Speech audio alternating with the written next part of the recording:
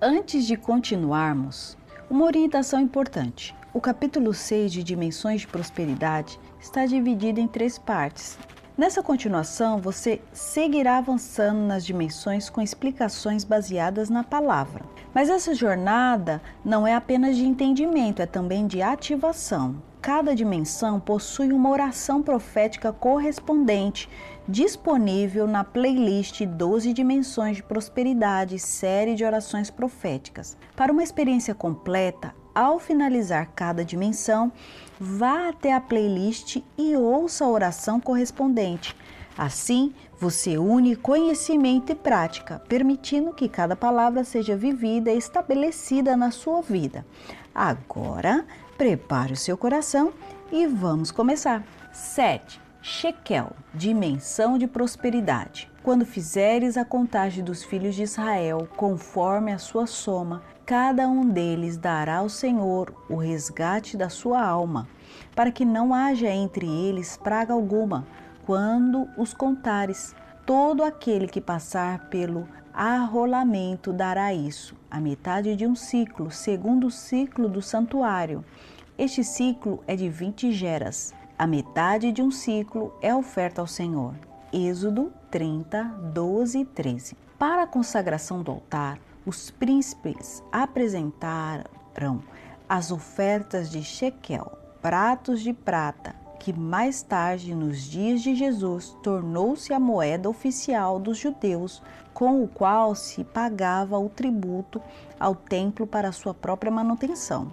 A oferta Shekel origina-se da palavra sakal, prosperidade, êxito, e a sua raiz mais primitiva, rabal, ter sabedoria, ser sábio, ter entendimento, inteligência, para poder fazer a sua prosperidade ou portar a sua riqueza. Ou seja, podemos dizer que alguém poderia ser muito rico tendo gados e terras, mas quando ia para a cidade não tinha como provar. Então, pegando as suas moedas de prata, mostrava sabiamente a sua riqueza, da qual era portador.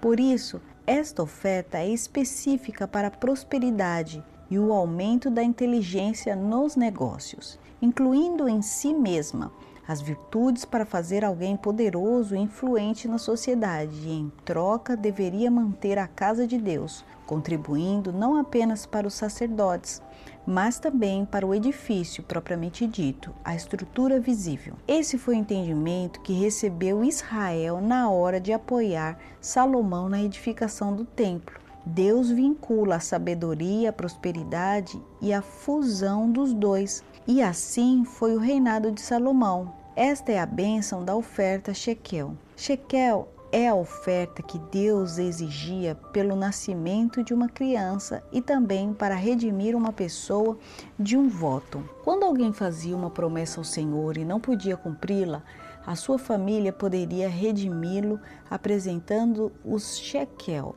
de sua redenção, isso é, pagar com moedas de Israel, entre parênteses, shekel, o valor justo e estabelecido de acordo com a idade da pessoa. Esses cálculos, como verão na tabela mais adiante, estava baseado na capacidade produtiva da pessoa e no seu tempo de vida. Em outras palavras, Deus estabeleceu para o sacerdote uma medida quantitativa para que pudessem fazer uma fórmula. Seria algo assim: força de trabalho mais expectativa de vida igual valor da redenção. Por isso, o homem tinha um valor maior do que a mulher, já que a sua força de trabalho em relação às tarefas da época eram muito superiores do que de uma mulher.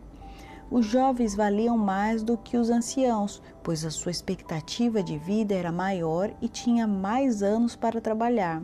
Sendo assim, para redimir um homem jovem custaria o dobro do valor do que custaria uma mulher mais velha. A essência da redenção era cumprir com a justiça. Por isso, era necessário pagar um valor equivalente ao que custaria a compra de um escravo, para que substituísse o que foi redimido ou para contratar uma mão de obra que realizasse as mesmas tarefas. Dessa maneira, o redimido se liberta e o reino não sofre perdas. Isso é de grande importância quando falamos dos paralelos que há para a prosperidade. Quanto custaria redimir uma tribo?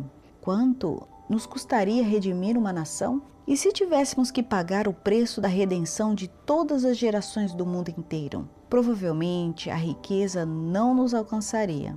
Como poderíamos pagar a produtividade de todo esse tempo de trabalho? A equação seria essa: população mundial, mais força de trabalho, mais expectativa de vida, igual valor da redenção, igual incalculável. Só há uma maneira de pagar e só pode ser pago por alguém que é eterno. Por isso, o Filho de Deus foi o único que pôde pagar o preço pela redenção da humanidade. Agora a equação ficou resolvida, porque Ele é a própria vida. Em outras palavras, Jesus tomou a sua capacidade de trabalho, que é ilimitada, todo-poderoso, com a sua perspectiva de vida, a eternidade, e com ela pagou o resgate. Nossa garantia é que somos livres da servidão do pecado e a pobreza não se apodera de nós. Cada vez que Satanás nos acusa dizendo: ainda resta um tempo para pagar as consequências do seu pecado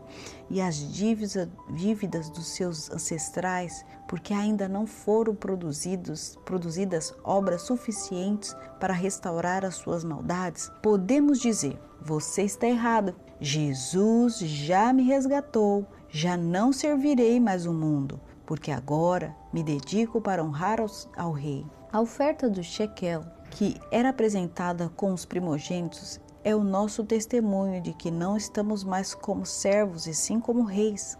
Preste atenção, pois isso é muito importante. No sentido espiritual, nós somos sacerdotes, mas no sentido financeiro e econômico, a maioria de nós ainda necessita ser reis. Os que faziam votos de Nazareno consagravam a sua vida ao serviço do templo e durante esse tempo não se casavam, não adquiriam propriedades, nem realizavam atividade alguma que pudesse enriquecer, pois além de servos na vida espiritual, também eram na área financeira, e os servos não têm herança. Se você tem essa intenção para a sua vida, isso é extraordinário, mas se você deseja uma herança e deseja acumular riquezas, terá que passar para a condição de rei, e para ser rei é necessário ser livre. Estes são os que podem apresentar o shekel da redenção a Deus. Por isso, a oferta do shekel é uma oferta que fala de prosperidade, de liberdade e de dar à luz. O rico não dará mais, e o pobre não dará menos da metade do ciclo, quando derem a oferta alçada ao Senhor para fazer expiação por vossas almas. Êxodo 30:15. Neste caso, não havia diferença no valor do imposto a pagar, seja uma diarista ou rei, porém os escravos não pagavam impostos pelo nascimento, mas tristemente também não eram donos dos seus próprios filhos. Nós não ofertamos no nascimento dos nossos filhos, mas somos realmente seus donos? Cada vez que recebe uma ideia criativa e dá à luz a um projeto espiritual ou financeiro, você deverá apresentar o shekel a Deus, que é a garantia da sua prosperidade.